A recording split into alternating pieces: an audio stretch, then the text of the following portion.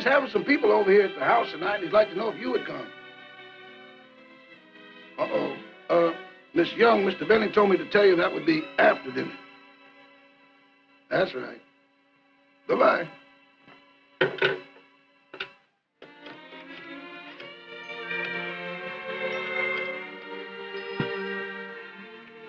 Hello, Miss Irene Dunn? This is Rochester over at Mr. Benny's house. He'd like to know if you could come over tonight. He told me to be sure to tell you that that's... Oh, that's right. I forgot. You've been here before. Goodbye. Cigarette, anyone? Thanks, Paul. There aren't any. Oh, that's our Jack. Mm-hmm. Here you are, Bill. Thank you. Well, hello, everybody. Glad you could come. Everybody comfortable? Yes, yeah. Good, good. Cigarette, Jay? Oh, thank you.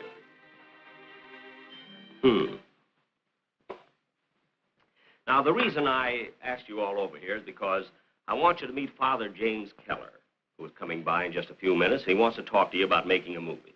Now, I know that everybody in Hollywood wants to make a movie, but this fellow happens to have a very good idea for one.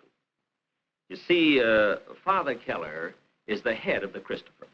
Now, as some of you may know, the main idea behind this movement is to encourage more good, decent, normal people to take up careers that strongly affect the fate of this country. Like education, government, labor management, and in the fields of writing, like newspapers, books, magazines, motion pictures, radio, and television. Now, I know this is a pretty big order, but the Christopher movement has been sweeping the country. So much so that it has reached a point where Father Keller has been able to cover only a small portion of the invitations for talks on the Christophers. And he thinks that a picture explaining the idea would be a good substitute for a talk. I think it's a good idea. I think it's an excellent idea. Father Keller. Oh, hello, Father. Hello, Father.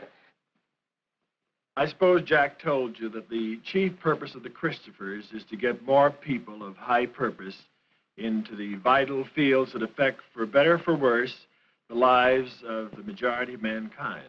The fields of teaching, government, writing, labor, social service, and library work. And Jack mentioned that we were interested in one picture.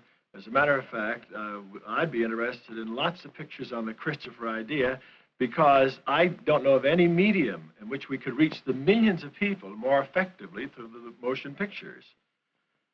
And you seem to have a question. Well, you know, I suppose it is a good thing to get into one of those fields, but, Father, it's not quite so easy for young people to get any kind of job these days. Well, that's just the point, Ann. As long as it is difficult, why not try for a job that counts? Instead of just taking something where you're filling in time between 9 and 5, why not get a job where you're doing something, a job with a purpose? Oh, a job with a purpose, so you can whistle while you work. Yes, very good, Ann. That's the way to put it. Whistle while you work. But it's really much more than that, too. I'm convinced we're on the brink of the greatest peace the world has ever seen, or the worst disaster. You make it sound like a matter of life and death, Father. But, Bill, I really feel it is. Here we are in the greatest country in the world, about the only country left intact.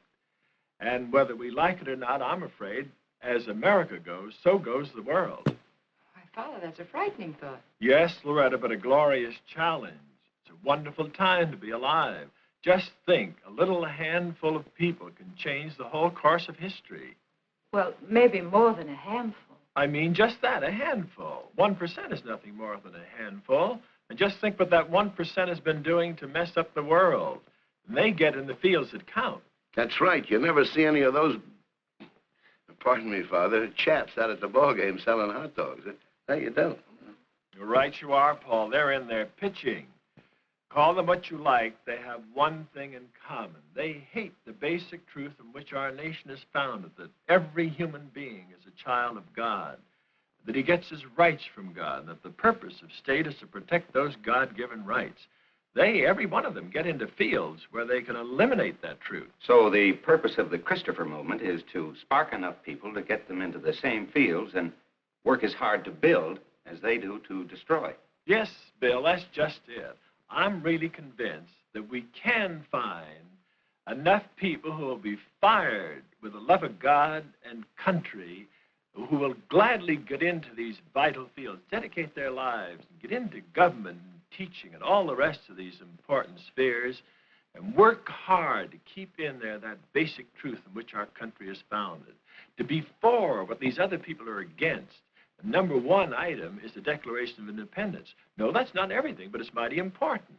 I don't think many people realize the close connection that the founders of our country explicitly stated was between God and country.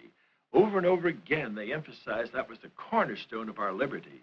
Then 4 times in the Declaration of Independence, they repeated over and over again that our liberty depends upon God. That's right. Do you know the Declaration, Paul? Naturally. It goes as follows. When in the course of human events it becomes necessary for one people to dissolve the political bonds which have connected them with another and to assume among the powers of the earth the separate and equal station to which the laws of nature and of nature's God entitle them. Remarkable, Paul. You're one of the first persons I've ever met that know that much of the Declaration. There's something I have here I'd like to show you. Right in the very first sentence of the Declaration, it states very explicitly that all law flows from God. And then there's another reference to God in the very next sentence. The very next sentence, we hold these truths to be self-evident, that all men are created equal, that they are endowed by their Creator with certain inalienable rights. Amazing, Paul. And he knows it word for word, too. Here's an odd thing about that second reference to God. It wasn't in the first version at all. It's a straight write-in. Here it is, a photostatic copy of the original draft. The first version said, all men are created equal, and from that equal creation, they derive certain inalienable rights. But apparently, they want to emphasize the point still more. So you can see where Jefferson crossed out the phrase, from that equal creation, they derive certain inalienable rights, and wrote in the phrase, they are endowed by their Creator with certain inalienable rights. Now, that's not the only change that was made in the Declaration. When it was submitted to the first Congress, they made several changes, several deletions, but they insisted on only 2 additions, and both those additions were referenced to God, and they're both in the last paragraph. The last paragraph. The last paragraph. We, therefore, the representatives of the United States of America in General Congress assembled, appealing to the Supreme Judge of the world. Very good, Paul. Appealing to the Supreme Judge of the world. That's just the point they want to emphasize. And then again in the last paragraph. And for the support of this declaration with a firm reliance on divine providence. Thanks a million, Paul. You were a big help. No reflection, Paul, but how did you learn all of that? Yeah, I'd like to know, too. Well, the teacher used to keep me in after school a lot. I bet I wrote that on the blackboard 5,000 times. I'll say this for the woman, though. She didn't have me writing cat and dog, or Paul was a bad boy. She must have a lot of that Christopher purpose we've been talking about. You know, that 1%'s a cozy group. All they want to do is tear the heart out of the Declaration. And that's bad enough, Bill, but they're out to do much more than that. They want to destroy the very pursuit of happiness, the whole reason for being, the joy of living that's come down through 20 centuries of Christianity. And for over 3,000 years, the Jews have carried the sublime truth that man is made in the image and likeness of God, that he has an eternal destiny. And all of this stands out ever so much more clearly when you think of what Adolf Hitler and Karl Marx said about their idea of the worth of the human being. Here are Hitler's words. He said, to the Christian doctrine of the infinite significance of the individual human soul, I oppose with icy clarity the saving doctrine of the nothingness and insignificance of the human being. And Karl Marx put it a slightly different way, but his idea was just the same. He said, the democratic concept of man is false because it is Christian. The democratic concept holds that each man is a sovereign being. This is the illusion, dream, and postulate of Christianity. Then our position is crystal clear, Father. We say man is a creature of God, responsible to God. That 1% say that man is a nobody. Yes, just a nobody worth about $1.89, just a bunch of chemicals. And they don't want men to know his sacred worth. And that's why they swarm into every field they can to eliminate every trace of man's dignity. They want to wipe it out, eliminate it from the face of the earth. Well, is it correct to say, then, that the Christophers are an anti-communist movement? No, the problem as we see it is this. It's getting good people in, getting the good citizen to do his part in saving our country and saving the world. And so, the Christopher approach emphasizes the affirmative, the constructive, doing something positive. We say that it's much more important to chase good people in than is to be too preoccupied chasing evil people out, essential as that is. I don't know how many of you realize it, but according to reliable estimates, 60% of the parents of America don't want their own children to work for their own government. Can you think of any quicker way to wreck any country?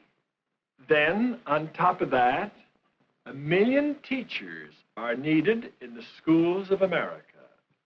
6,000 little public schools have closed because of lack of teachers. Fewer and fewer parents are encouraging their children to take up writing careers. 17,000 librarians are needed, tens of thousands in the social service field. I could go on, but it's more or less the same old story of what happened in Germany. Most of the good Germans wanted good government, good education, good everything else. But they didn't want to be bothered. They wanted somebody else to do it. You know the old story. Everybody wanted to eat, but nobody wanted to cook. We know who wound up doing all the cooking. Yes, Jack, and the world has had indigestion ever since. But the Nazis weren't strong in the beginning, but they swarmed into every vital field. The lines were drawn then, and the lines are drawn now. We're either for God or against God. If it's the latter, we'll pay the penalty, and soon. William Penn said something along that line about being ruled by tyrants. I remember, he said... Those who are not governed by God are ruled by tyrants. Is that what you meant, Irene? Yes, Father, something like he said was what I meant. Well, anyhow, that's where the Christopher approach comes in. We feel that something can be done, and soon. As soon as there are more people turning on lights than they're turning them off, there'll be a wonderful change for the better. Just recently, I finished a quick trip around the country. I gave talks in 23 cities, 95 talks, a little over 4 weeks. Every place you go, you find wonderful people, all ready and set to do something to change the world for the better. Yes, Father, the woods are full of good people. Now all we have to do is get them out of the woods. Father, you mentioned that you had been all over the country and you met some very fine people.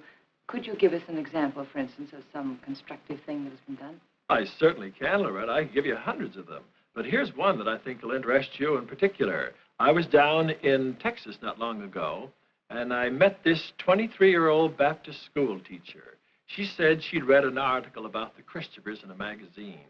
And the point that she liked best was its emphasis on what little people can do to change the world for the better.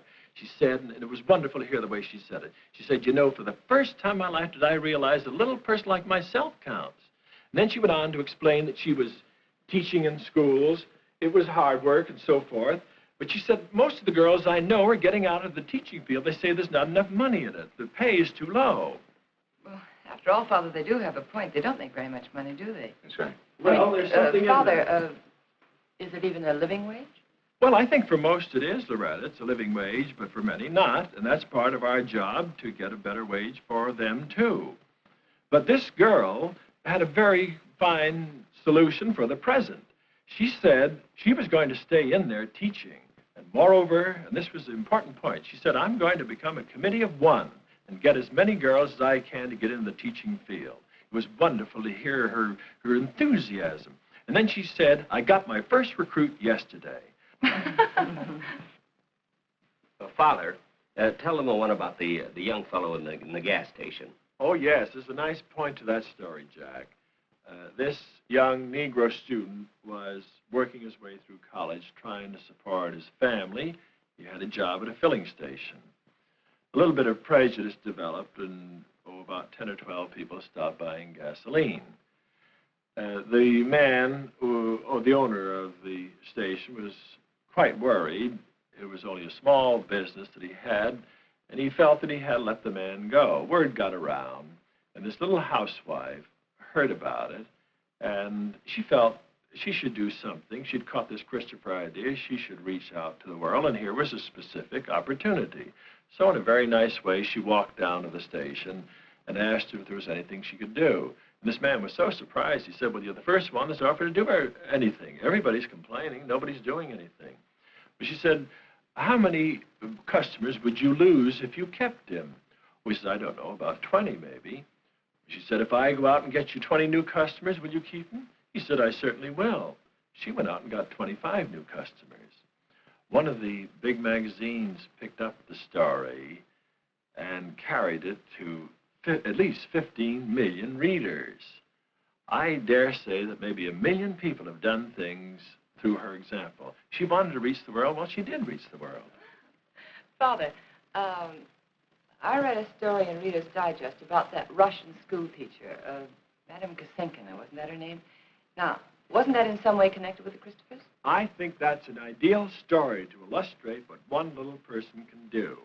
Some time ago, I talked with a young couple who live on a farm in Connecticut about the Christopher idea.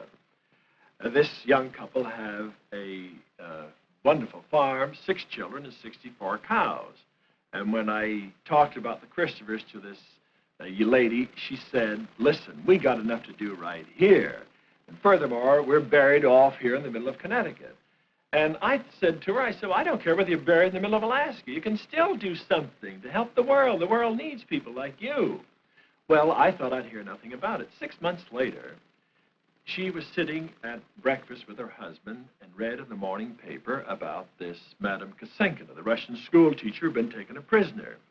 I imagine 100 million people read about it and said, isn't that too bad? And then turned to the one edge or something like that. You know the old story.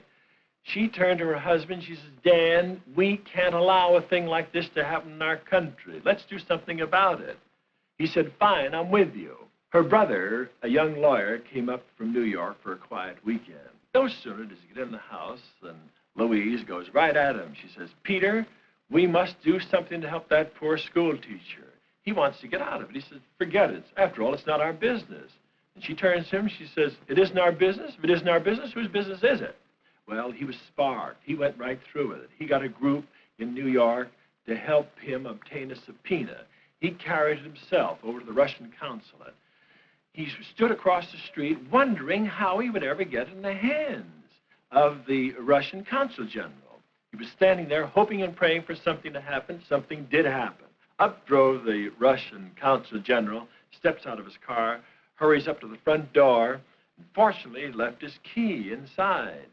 And he rang the bell. Meanwhile, Pete saw what was happening. He rushes across the street, and it was quite a job, but he got the subpoena in the hands of the Russian consul general. Well, everything began to happen. The word of this went all over the world by radio. And by a strange course of events, it went right into the room on the 3rd floor of the Russian consulate, where there had been a radio left by accident, and here, seated, a prisoner, was this Russian school teacher. She told us afterwards that when she heard her name over the radio, when she looked out and saw hundreds of people milling around outside, she came to just one conclusion.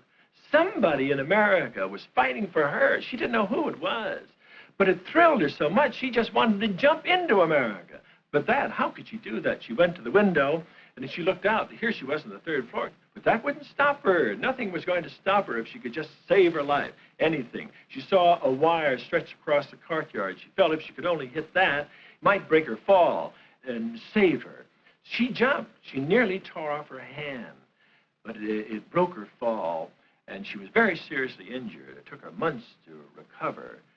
But when she did recover, she had only one request, and that was to see the one person who had thought out into the world to help a little person like her. Oh, Father, that's a marvelous story. And that's what the Christophers can do, huh? I could tell you thousands of stories like these. Each one emphasizes over and over again the big things that little people can do. I'm convinced that God will bless any old fool who will try. I don't think he'll bless the smartest person in the world who says it can't be done. You know, our forefathers left us a wonderful pattern, a heritage we should cherish. Each one of us can play a part in preserving it. Yes, you and you and you and everybody else can do something to change the world for the better. Father, you have a customer. You can count on me, too, Father. I'm in. I think I can speak for everybody. Why not? You've been doing it all evening. Oh, I really...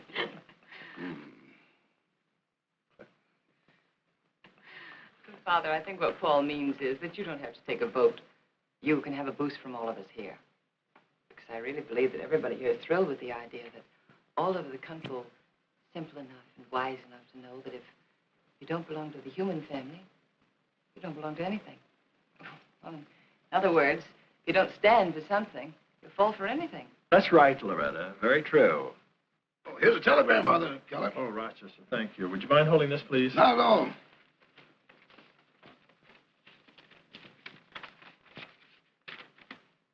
Oh, it's from Bob Hope. He wants me to phone him. Bob? Yeah. Oh, well, I'll get him for you. I'll get him on the phone. See, he lives right over here in North Hollywood. It's no distance at all, you know. Maybe, but that telegram says from Houston, Texas. Father, don't you think it'd be better to send Bob, write him a letter? You know, sometimes the written word, you can get so much more out of it. You know? Yeah, I know how you feel, Yeah. Jack, but Bob says phone him and right away. If it makes any difference, I'll be glad to. Oh, now, wait a minute. No. Now, Father, please, no, certainly not. I'll get him on the phone for you. Yeah. What's the number? Jackson 4219.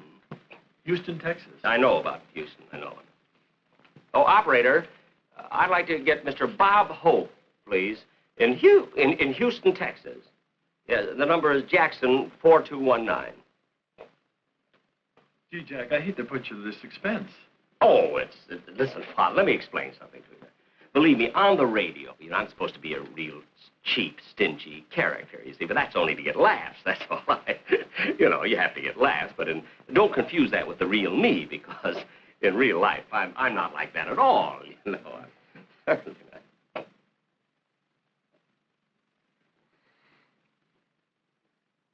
Here he is, Father. I'm all right. Hello, Bob. How are you? How is it down there? Fine. I hope to get down there myself in a few weeks. How's the weather? You asked him that already. Sure. Fine. Did Dolores go with you? Father, ask him what he wants. Bob, I'm at Jack's. Can you make it snappy? Yes, Father? Uh-huh. I can hardly hear you. Well, I have a little... Yeah. Will you wait till I turn this Crosby record off? Just... Hey, fellas, will you pipe down? Will you? I'm talking long distance to Hollywood. It's expensive. How can I explain it to you? Jack Benny's paying for it.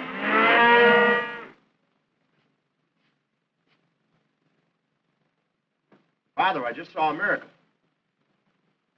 Must be radio fans. Hey, Father, I'm sorry I wasn't at Jack Benny's house for the meeting.